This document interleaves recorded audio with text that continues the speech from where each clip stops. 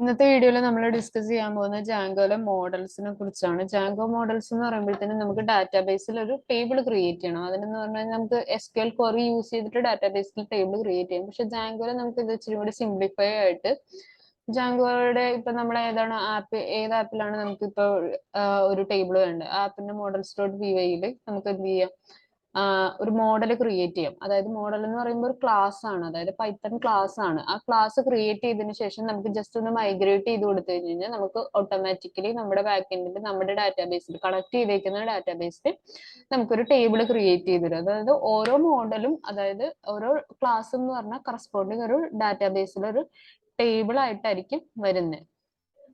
ഞാൻ ഈ ഒരു മോഡൽസിന്റെ അകത്ത് ഞാനിപ്പോ ഒരു പുതിയ മോഡൽ ക്രിയേറ്റ് ചെയ്യാൻ പോവാണ്.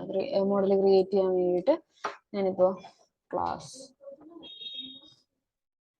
എന്നിട്ട് ഇനി ടേബിളിന്റെ പേര് എന്താണ് വേണ്ടതെന്ന് വെച്ചാൽ ആ പേര് കൊടുക്കുക ക്ലാസ് നെയിമായിട്ട്.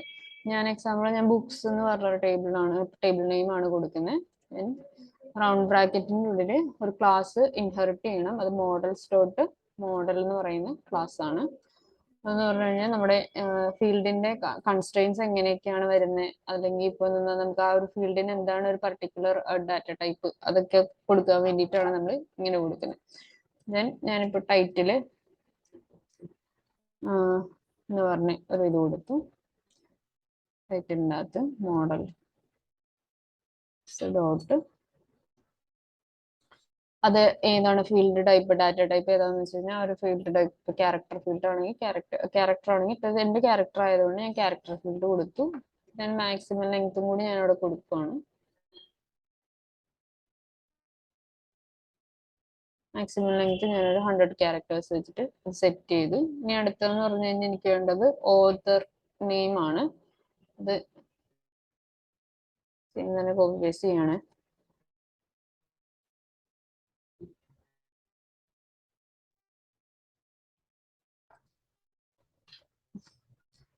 അതിൻ്റെ അകത്ത് മാക്സിമം ലെങ്ത് അത് തന്നെ, ക്യാരക്ടർ ഫീൽഡ് തന്നെ മതി. ഓക്കെ.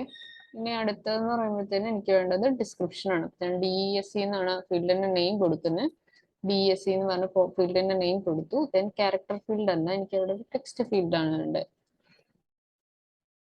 ടെക്സ്റ്റ് ഫീൽഡ് ആണ് വേണ്ടത്. ഞാൻ ജസ്റ്റ് അതിന്റെ ഒരു മാക്സിമം ലെങ്ത് സെറ്റ് ചെയ്ത് കൊടുക്കുന്നില്ല. ദെൻ നമുക്കൊരു ഇമേജ് വേണം എന്ന് വിചാരിക്കാം. ഒരു ഇമേജ്, അതിന് ഞാൻ IMG എന്ന് പറഞ്ഞു ഇമേജ് ലോഡ് ചെയ്യാൻ വേണ്ടിയിട്ട് മോഡൽസ് ഡോട്ട് ഇമേജ് ഫീൽഡിന്റെ അടുത്ത് അപ്ലോഡ് ടു, അതായത് നമ്മുടെ ടെംപ്ലേറ്റിൽ അതൊരു ഫോൾഡറിലേക്ക് അപ്ലോഡ് ചെയ്യണം. അതെങ്ങനെയാണെന്ന് അടുത്ത വീഡിയോകളിൽ പറയും ഇതെങ്ങനെയാണ് വർക്ക് ചെയ്യുന്നത് എന്നുള്ളത്. ഇപ്പൊ ജസ്റ്റ് അതൊരു ഫോൾഡറിലേക്ക് സേവ് ചെയ്ത് വെക്കാൻ വേണ്ടിയിട്ട് ഒരു ഫോൾഡർ നെയിം ഇവിടെ കൊടുക്കുന്നു. അത് ക്രിയേറ്റ് ചെയ്തിട്ടില്ല, അത് ഓട്ടോമാറ്റിക്കലി ക്രിയേറ്റ് ആയിക്കോളും. ജസ്റ്റ് ഞാൻ ഇത്രയും ചെയ്തു. അപ്പൊ നമുക്ക് എങ്ങനെയാ, നമ്മളൊരു മോഡൽ ക്രിയേറ്റ് ചെയ്തു. ഇനി എന്ന് പറഞ്ഞു കഴിഞ്ഞാൽ നമുക്ക് ജസ്റ്റ് ഇതൊന്ന് മൈഗ്രേറ്റ് ചെയ്ത് കൊടുക്കണം. അതിന് വേണ്ടിയിട്ട് നമുക്ക് പൈത്തൺ മാനേജ് ഡോട്ട്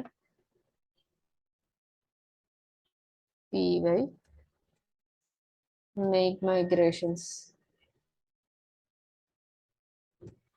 എന്ന് പറഞ്ഞൊരു കമാൻഡ് ടെർമിനലിൽ അടിച്ചു കൊടുക്കുക. അത് ഈ ഒരു മൊഡ്യൂൾ ഇല്ലാത്തതുകൊണ്ടിട്ടാണ്. അപ്പൊ നമുക്ക് ആദ്യം ആ ഒരു മൊഡ്യൂൾ ഇമ്പോർട്ട് ചെയ്യാം. അത് ജസ്റ്റ് pip ഇൻസ്റ്റാൾ ചെയ്താൽ മതി.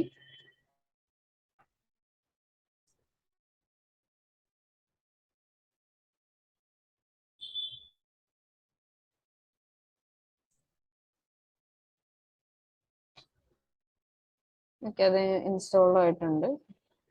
സക്സസ്ഫുള്ളി ഇൻസ്റ്റാൾഡ് എന്ന് കാണിച്ചിട്ടുണ്ട്. അപ്പൊ നമുക്കത് ഇൻസ്റ്റാൾഡ് ആയി കിട്ടിയിട്ടുണ്ട്. നമുക്ക് ഒന്നുകൂടി മൈഗ്രേഷൻസ് ചെയ്ത് നോക്കാം.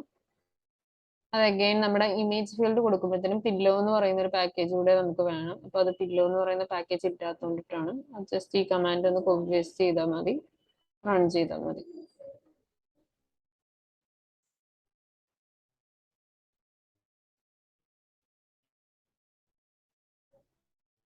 ദെൻ സക്സസ്ഫുള്ളി ഇൻസ്റ്റാൾഡ് ആയിട്ടുണ്ട്. നമുക്കൊന്നും കൂടി മൈഗ്രേഷൻ ചെയ്ത് നോക്കാം.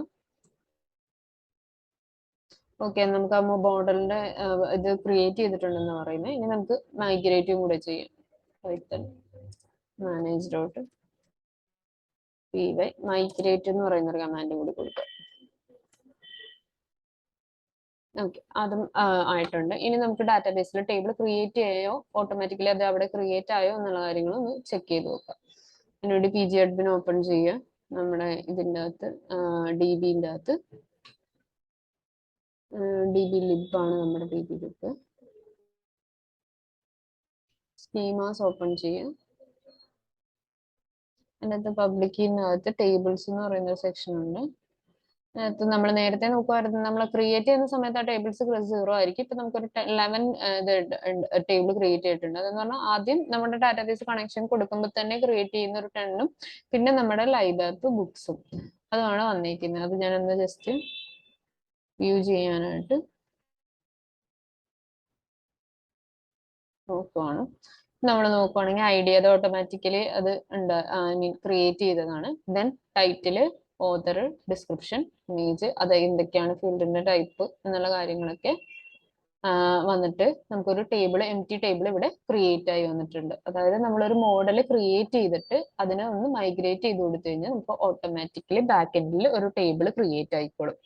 അങ്ങനെയാണ് നമ്മൾ ജാങ്കോയിൽ ചെയ്യുന്നത്. അതാണ് ഇന്നത്തെ വീഡിയോയിൽ പറഞ്ഞത്. എല്ലാവർക്കും മനസ്സിലായി കാണുമെന്ന് വിചാരിക്കുന്നു. Thank you.